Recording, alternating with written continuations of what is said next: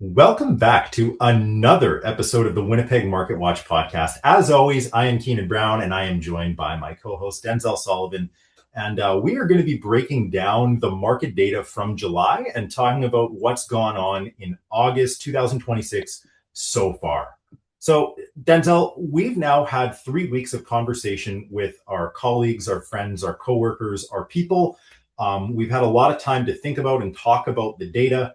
How are you feeling now that we're 3 weeks into August, and where do you think we stand in terms of our real estate market here? We're definitely in uh, a market that's trending downward, I would say. Almost every person that I talk to is selling for less than asking price or around asking price towards the downside. And so, I would say, just like other summers that I've participated in the market, it's been hard to predict because there's so much inventory compared to other times of the year. Buyers have a lot more options, and arguably there are just generally less buyers in the market. Mhm. So, with that being said, there's not a whole lot of, I guess you can say, urgency to be buying, right? In the summer. And in the past, when I was a little bit less experienced, I would come into the summer market, I'd put up a flip, whether it was good or bad. Most times it was good. And I'd be shocked to see that we aren't selling. When you look at the product that has sold in the spring and you go apples to apples and you're like, well, that house was a lot, I'm not going to say worse, sorry, was not as nice as the one that we have right now. Why isn't selling? And yeah, just the urgency to buy and I think the amount of serious buyers is not as high as what it was maybe 4 or 5 months ago. And so sellers are wondering where the buyers are. That's been the theme of the data set as well as the conversation that's been going on. Most agents, by the way, because I talk to probably more realtors than most people, they're telling me that they have more listings than they've had maybe ever right now. And Yeah. myself included, by the way, this is probably the most active listings I've had. And it's mostly just, well, it's an effect of two things. First of all, we know that the buyers aren't out there in the same volume that the buyers have been in the past, even the very recent past, I will say. So we are actually changing how we're going about marketing the properties to ensure that when the right buyer does see it, we can negotiate with them differently than we might have done so in February or March, where we would have definitely gone for an intentional bidding situation and try to get that break to the upside on a multiple offer night. But these days, you're not going to get away with that unless you do something like very understandably ridiculous. Uh, and that varies by product type. And this is a conversation I just had this discussion with the seller. If you're going to be doing a bidding war strategy at this time of year, you need to have a product that's very warm to a large variety of buyers and also very intuitively understandable. Like a 3 bedroom bungalow where everyone kind of has an idea what that's worth. If you've got a very unique property type or a very maybe let's just put it special product that's rarely available, you can't put an offer date on that realistically because nobody knows what the baseline is. They don't know that it's a deal when they see your price, and they're not going Yeah. to read into it because they don't care. Um, Unless you're going to be just silly about it and price an obvious, like the whole area is 400 or more and you're going to price it for 300, then like, well, maybe that'll work. But then you got to question, what are we really doing here? Yeah. So with that in mind, yeah, there's a ton of supply and there's a ton of sellers that are getting frustrated, but there's an equal amount of sellers that knew from day one that this campaign was going to take on the short side 1 week, on the long side 6.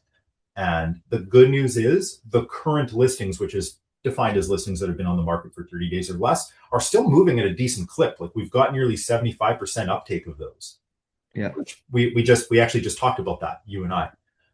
Um, but as somebody that is probably preparing to sell real estate or involved in the eventual sale of real estate, if you had a property right now, like a flip project to put on the market where you technically could wait, what would you be willing to do in terms of timing your listing at this point in the market, third week of August? Okay, so I think in order for you to, everyone's situation is different. You have people coming to market who need to sell now, Mhm. aren't super focused on what we get and prior and trying to capture as much of their equity as possible.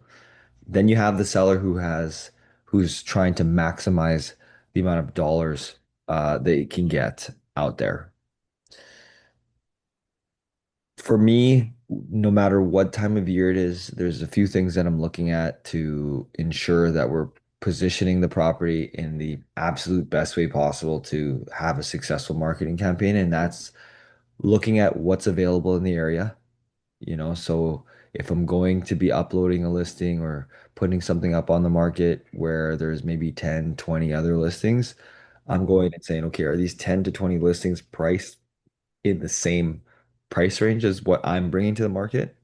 If the answer is yes, then we might need to see, okay, maybe a bidding war situation is not likely, and maybe we list it at a higher price, right? Yeah. Um, if there is lower inventory, so an area like Westwood is a perfect example where the amount of listings is below 10. I don't know if it's below 10 right now, but generally there isn't a whole lot to buy in that neighborhood. Actually, a better one would be East Fort Garry. Uh, Westwood West Fort Garry. Westwood has 15 listings right now, but six of them are either duplexes or mobile homes, which I'd argue don't really materially count because that's just not what most people are looking for. Yes. Okay. But So okay, let's use but Westwood for example. yeah, okay. So sorry, did you say East or West Fort Garry? West Fort Garry. Okay, West Fort Garry, that's 1JW. So 1JW has nine listings. East Fort Garry has eight, but that's besides the point. West Fort Garry, they have one, two, three, four townhouses, two duplexes, and three single families in there right now. Okay, perfect Yeah. example, right? Mhm. So if you do a fantastic job with your renovation, if again, or just do a great job of making sure your house shows clean and put together, there's a Mhm. really strong chance that if you list it at an attractive price and get the eyes that need to see that price, or sorry, to see that house, you might have a couple people fighting for it in the summertime. Yeah. Are you going to go bananas and sell for 100 over ask? And it's like very clear that that's likely to happen. No, but it could um, lead to a quick sale and a sale where you could be pretty surprised of what you get. Now, um, the other side of that is, uh, just being okay with not exactly blowing something out of the water, right? Like if you sell something in the summer, like you should be pretty happy. Uh, right? Like I don't know. I know that the buyers aren't as urgent, aren't as eager to buy, and so you just have to accept that. Uh, Going back to how else you could get an offer, I'd probably say who you list it with matters at this time of year, because a lot of realtors tend to take the summer off and you can see it in their effort sometimes with the listings that they have. And I'm not saying that's a bad thing. People should take time off, but if the listing agents are taking a little bit of time off, the agents who generally list property, so do the ones that work with a lot of buyers. It's And true. so those agents are off the bench are benched right now because they're busy with other things. Then you know what? Then again, it's understandable to say that yeah, the market isn't uh as busy as the spring. And that's really funny because so many people in the Winnipeg real estate community just assume that August is like prime time because it's nice out, right? And like let's just call it everybody that was buying real estate like as a primary residence in the 90s or even early 2000s and prior has probably taken the attitude that you sell in summer. And it's just, I'd argue that's just not true now. Um, I'm not saying that historically it was or wasn't correct, but what I've seen having lived in this industry is most of the times where somebody gets a disproportionate break to the upside in any selling situation, it's actually usually when it's snowing. Um, Yeah. I'd say like February and March are the 2 months where I find like property sells for prices that everybody goes, whoa, what? Like, how did that happen? And Yeah. lately, I mean, I don't want to give out all our secrets exactly, but lately I've found that November and December are very good to sell into. What? Really? I didn't know that. Yeah, no doubt. I guess uh, wait, sorry, Keenan. Before we keep going, I wonder like what as a realtor, like what is your opinion? Like can I ask you the same question? What are the three things that you would do to get a house sold in this kind of market? okay, great question, first of all. Um, the question that I would have for the asker is this seller also attempting to purchase? And is this seller at the same time as this transaction is going on under any timeline duress of any sort?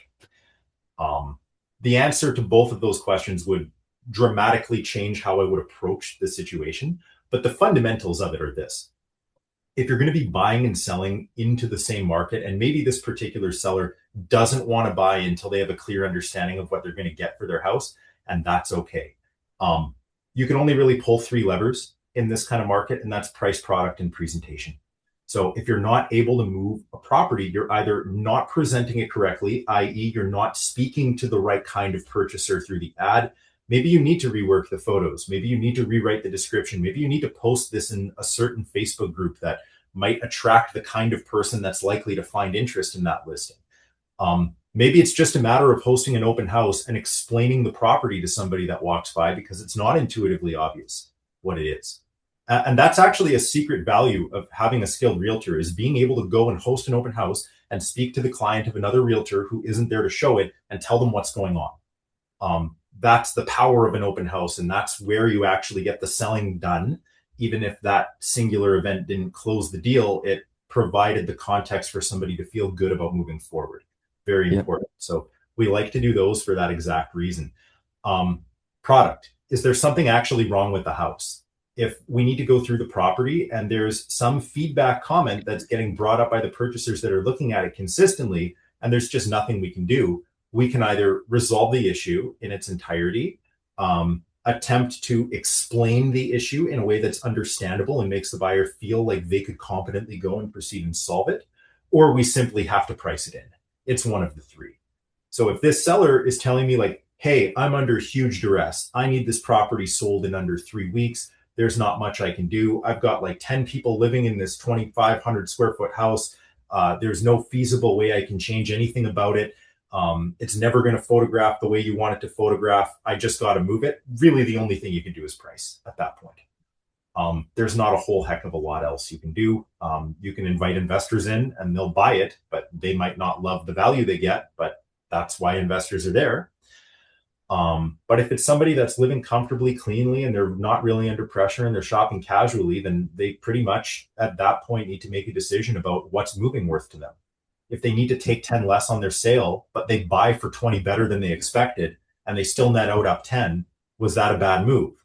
Yeah. If they firmly, heart of hearts, believe their house is a 650 house and they're sitting at 649.9 for 60 days, and somebody comes along and writes 630, but then they were thinking of spending 700 and now they've just bought for 610. Yeah. Was that a bad trade? I'd argue no. You're breaking probably better if you're buying well, even if you're not breaking as high as you wanted to on the listing side. Yeah. Now, as an investor, it's different too, because there's not usually that second part of the deal. It's just we're getting out of this project, and this project in a vacuum needs to be profitable. So what are we doing to maximize value on this specific project? And a lot of this is actually before the listing even goes live. We have deep conversations about if then, and we'll go 5 steps into what needs to happen to move these places to make something realistic happen. We'll acknowledge feedback and we'll make decisions that are meaningfully productive to move this thing forward based on conversations had before we even got to the point that we're living in the paradigm we're living in. Hope that was a good answer. Yeah. Yeah. Makes sense. But every situation is different. And depending on the pressures that you, as that particular seller, are going through, the answer will change. And that's the beauty of real estate is every puzzle is slightly different. The pieces are all the same, and how you put them together can dramatically change the outcome at the end, both in a dollars and cents basis and like life satisfaction basis.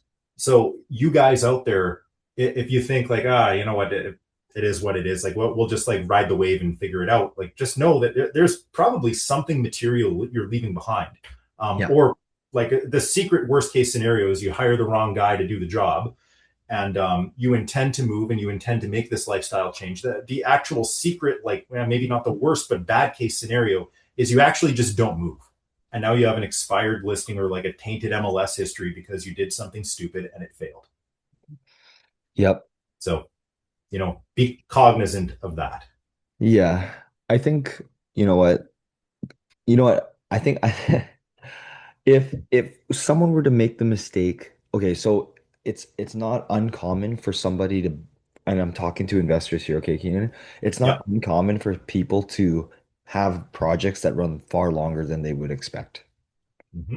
Whatever, flipping houses is difficult.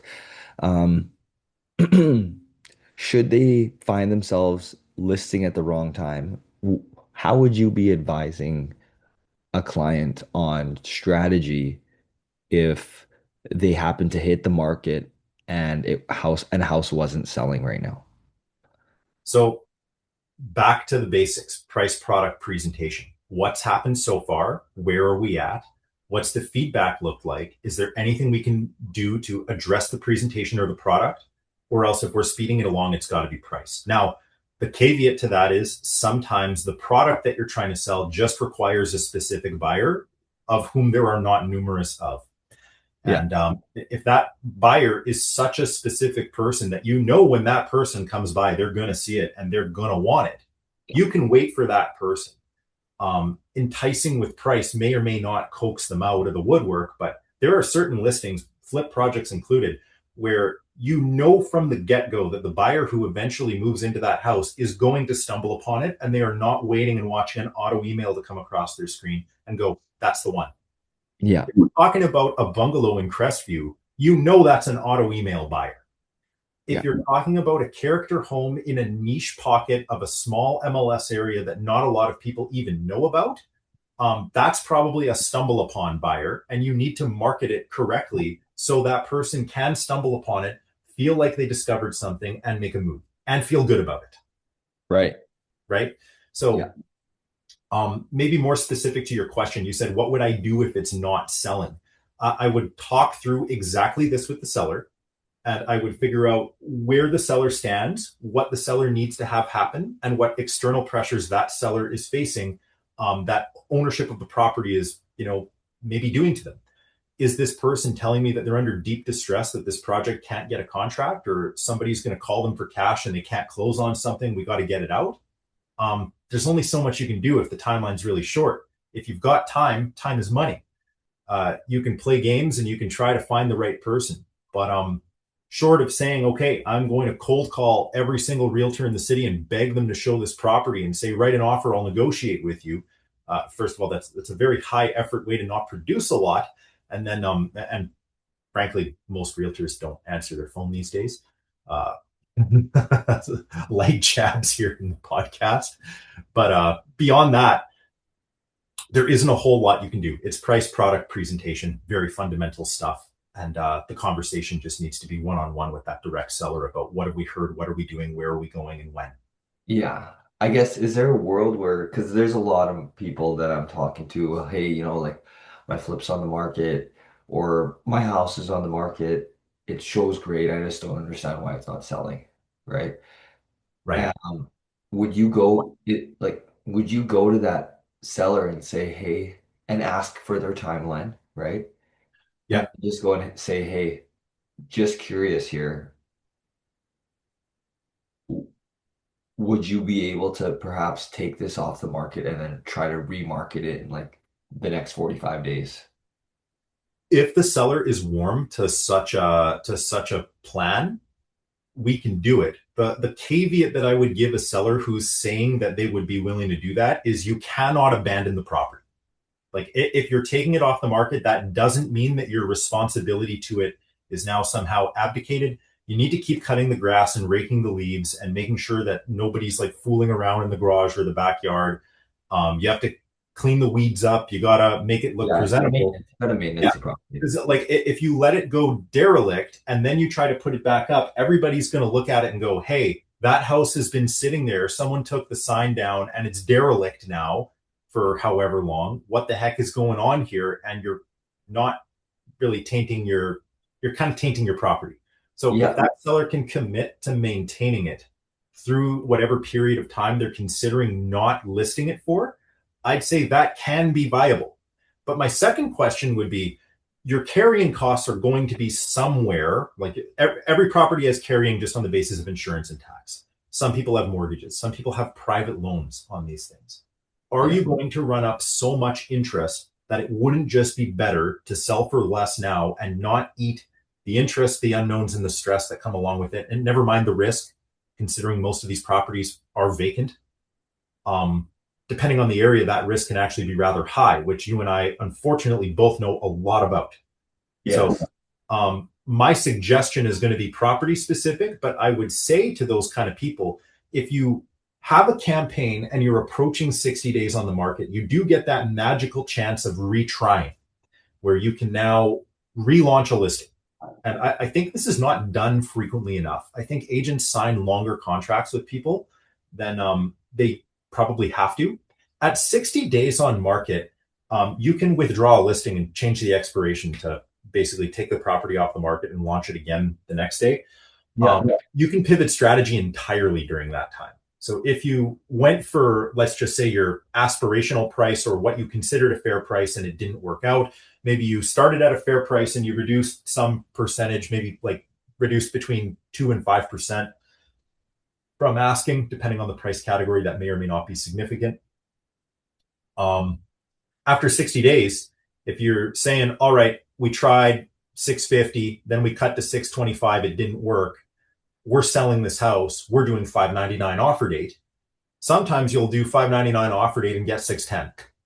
yeah, yeah, And then you've done it in a week, but it required you to withdraw the listing. It's really hard to put an offer date in the middle of a showing period after a reduction. It takes about a week for reductions to work their way through the system and make everyone aware of what it was and now what it is.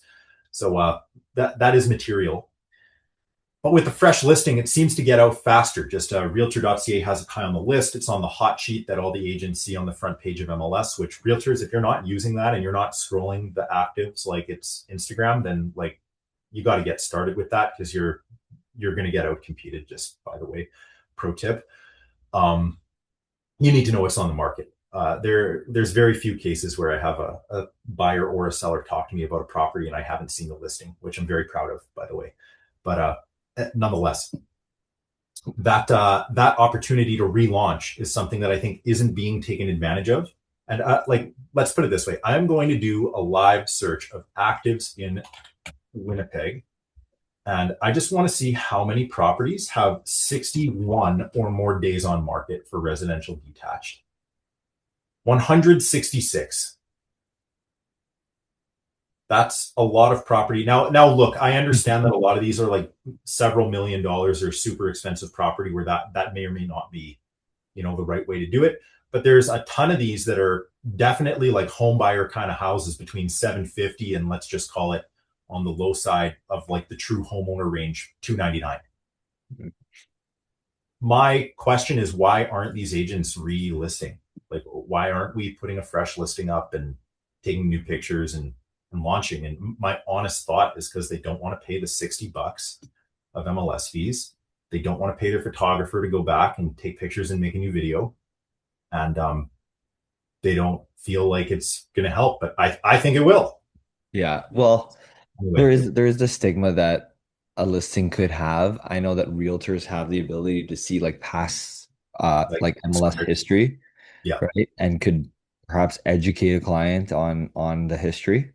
Mm-hmm. Um, but I know for me, when I'm searching on the MLS for a potential deal to buy, one of the main things I'm looking at is like days on market.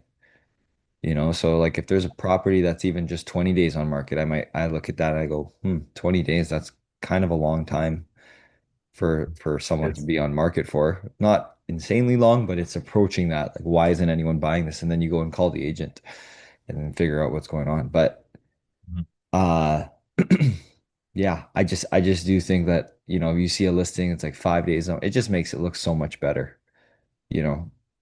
yeah, and that advice is specifically for selling like, you know, owner ready homes. If you've got something that's like tenant occupied or one way or another, somehow it's trashed, that probably doesn't hold anymore because investors kind of like high days on market in some ways. But if we're trying to max value out like a home, Yeah.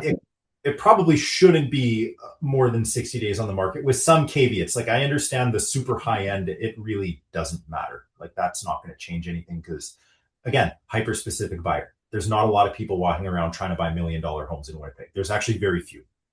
Um, they exist, but they don't usually respond well to urgency.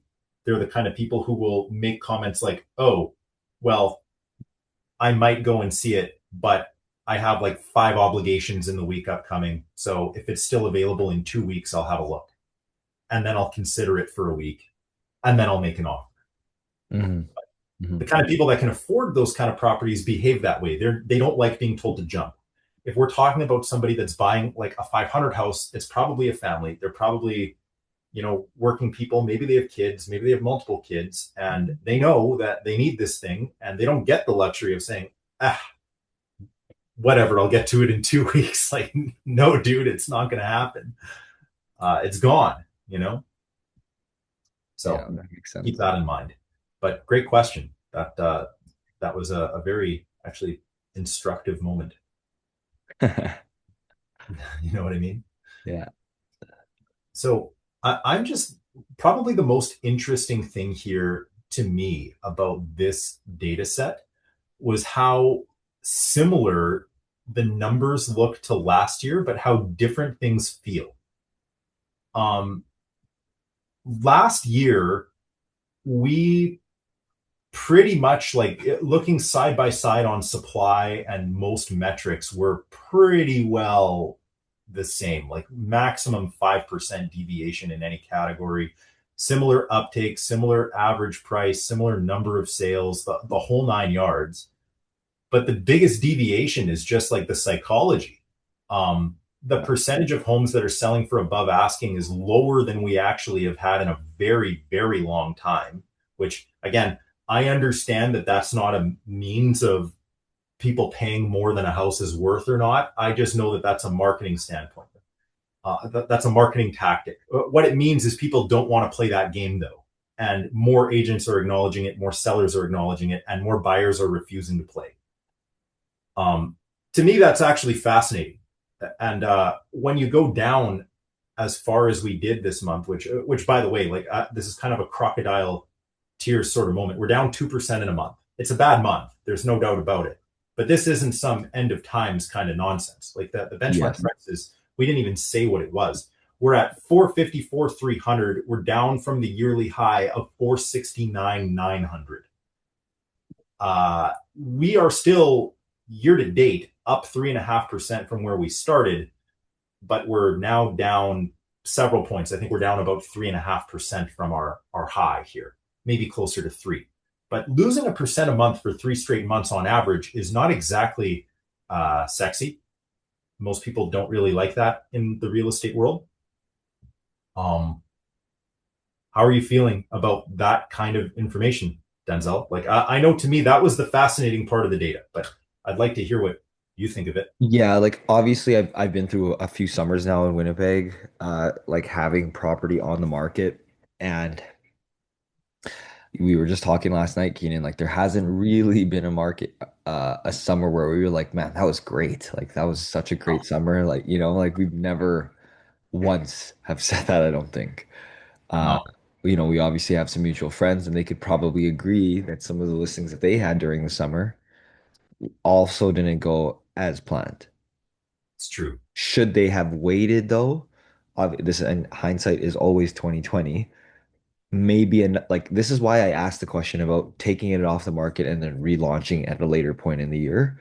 Perhaps when the market mechanics are a little bit different than what it is now, right? So, in terms of like how I'm thinking, I'm like not stressing out as much because I'm just kind of like I know that it's like this in the summer. You know, if we happen to get lucky, let's call it, and a buyer walks and into the house and they love the house, cool, right? But Mhm. it's hard to say. It's hard to say for me. This is specific to me. Like I'm not panicking, if that makes sense. Like It does. I'm kind of looking at it as like, okay, yeah, it sucks that we haven't been able to move some of this inventory, but I'm also like, okay, but it's understandable because look at the market. You know, like there's a lot of people who aren't exactly like selling right away. Like I'm telling you, the only homes that are really getting a lot of attention right now are people who that are like the lawn's manicured, the house is spotless, you know, like you call it a dollhouse, you know, it just like looks beautiful inside and out. Maybe it's not like totally updated with like premier finishes, but it's like really, really nice. And you when you walk into that house, you can tell that someone really cared, right? Not to say that I don't, but you can feel the difference, right? You definitely can. And you know, if you have like a numbered corporation as the seller, people who are walking into that house sometimes can see like, oh yeah, okay, these guys are flippers. So and that's automatically you're getting judged harder. and that's a tough conversation because there's some people out there who are diametrically opposed to purchasing a property off of somebody who flipped it because they simply will not allow themselves to spend money for somebody else to make money. And Yes. I think that's an interesting psychological point too, because it doesn't matter what like warranties, representations, or points made, permits taken or not. You tell these people they just simply won't do it. It's a non-starter. Um, but they will go and buy an overpriced home that hasn't been renovated simply on the basis that it was owner occupied, even Yeah. if that owner, probably all things considered, is actually making more money. Um, I've always found that really fascinating, but I also know that some people just are very against the trading of real estate, and they're probably not listening to this, so I can say whatever I want about those kind of people. Fuck you. Yeah. Just kidding. But Yeah. yeah, why would they listen to a real estate market podcast if they like don't really want to be like an active participant in the real estate market? You know, logically. But anyway, I digress. Um, there are certainly, as a flipper, going to be those kind of buyers out there where they just simply won't buy your product because they just don't believe in that. And that's okay. Like your buyer pool is only ever going to be about 90% of what like a home seller buyer pool will be. And we both have been doing this long enough to know what the blind spots on flip properties often look like and how these things tend to go. Homes are complicated. Homes have a lot of parts and a lot of things can go wrong with the home. Yeah. No matter what, even new builds. Okay. If you guys have ever built new, you know what I mean. Like all of you. Okay. Like you know how many times you need to call the builder back and get them to do something when you move in. And it's not because they did a bad job or the GC was like an idiot or, you know, any given trade like made a mistake. Maybe it was, but like these things have like 20 or 30 people coming through before the project's completed and all of it's intricate and anything can break and it's not simple and there's no one person or one event to blame. Okay. Yeah. Um, if you guys understand that, you'll know that it's really not that big of a deal. But as a flipper, you got to acknowledge those blind spots and you got to know that when you're making your ARVs, you're never going to be able to compete with that owner occupied thing that's sold for, you know, that aspirational price for the area. You're probably only going to be able to capture some percentage of that, probably close to 90. Yeah. So being conservative with valuations on what you're actually going to get will kind of curb your enthusiasm a little bit at this time of year where all things considered the market is slowing down. um, Hoping for it to turn one day into the fall is a reasonable plan situationally, but I would caution you before doing that that you're exposing yourself to a lot of other unknown risks that you need to be absolutely certain you can handle. And Yeah. I venture to guess a lot of flippers, probably just given what I know about their financing and about their ability to manage and maintain these properties, probably can't handle it and should just move on when it's time to move on. Yeah. Hope that makes sense. Totally. But I agree, man. um, Yeah, like realist. Yeah, if you're not in a position and you're not making the kind of profit, let's say that you were expecting on that particular deal, gotta just take what you can and move on. yeah, then you're cutting it and it is what it is. Yeah, So take the uh, lessons that you learned from that flip and then move in on to the next one and try not to do it again. absolutely. So with all of this in mind, this has been a really interesting episode. Actually, I hope you guys like it. If you listened all the way till here, leave a comment. I'd like to know if you actually watched up to this point. And um, I've had fun talking. I hope you've had fun listening too. But I hope you guys get the idea here. The supply situation is actually relatively stable, albeit high. Prices are falling. We're in a market where the question of how do you move on from these things is being asked. We would never have asked that question in February. We No. would be saying, like, what's going on? What's driving this? Everything's selling. Every listing's going to sell. Someone will buy it. Someone will buy it. Um, so as a seller in this new paradigm, that's just how it's got to be. And as a buyer, well, your selection is there. If you're a low baller, you can go and low ball now. And like, there's almost no inoffensive value to put out there within reason. Like, don't be silly, but you get what I mean. So, Yep. any closing thoughts here, Denzel, or any comments you'd like to leave the viewers with? If I could talk to myself last summer with the inventory that I did have, actually, you know what? I strategically didn't actually sell anything last summer because of this reason. But if I could talk to myself in 2024 when we had a lot more, that's obviously the North River Heights property that we had, Keenan and the one in the West End. I'd be telling myself, maybe this is an opportunity for us to change the financing on a particular on these houses and if possible and look at listing them later into the year. That's what I would say. Now, it's impossible to predict even like 60 days ahead of like what things are going to look like. And even more outrageous to think you might know what is going to happen in December, January, February of next year. It could very much be uh it, like a different market. We if something can happen, right? Like, and that's the thing about being in this business. That's the high risk aspect of it. When you're in it and things are good, it's easy to say you feel like a genius. I don't care how much experience you have. The most like the smartest people can get caught in a market that isn't the greatest. And that's when you have to be a good business person and just look at your whole thing and say, okay, this is what the market's doing now. We got to take in new information and base our decisions on the new information.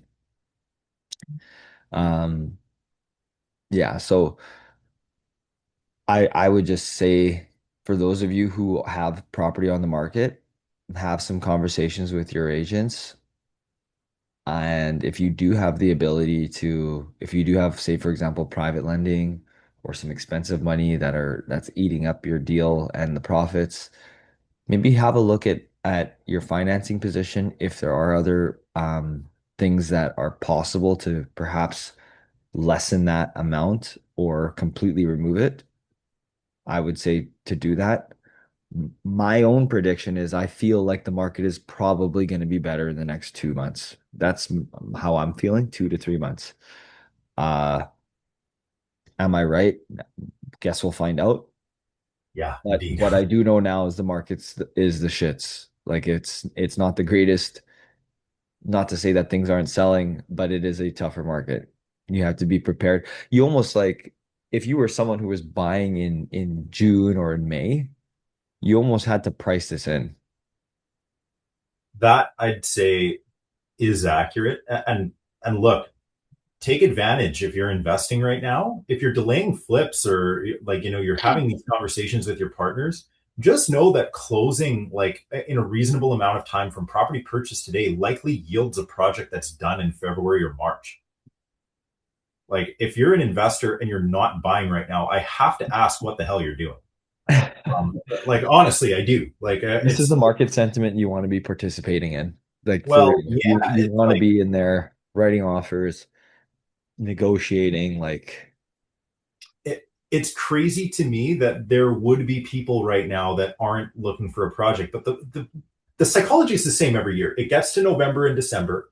Everybody thinks that it's deal season, but there's all of a sudden nothing on the market. And everyone assumes that if you're on the market, you're desperate because that was true in the 90s. It's super not true now. Um, and then they go and they overpay for some shitter and it's ready way too late and they're super delayed. They end up closing like in the new year. And then it takes them forever to find people because everybody is hiring contractors in the early part of the year for whoever knows what, because they're all trying to rush into spring. They miss the spring market, they get on things too late, and then they end up dumping some crappy overpriced property on the market with no exterior work done because it's been cold the whole time. The feedback's uniformly horrible. They sell for way less, and then they cry about hitting 80% of ARV when they did 60% of the work. A story as old as time. So buy your houses now. Yeah. Anyway, sorry if that was too harsh. If that struck a nerve, send me a text. I'll apologize to you personally. Mm. Yeah, that's it for me though, I think, Keenan. Great. Hope you guys enjoyed this one. That was really fun, Denzel. Awesome. All right.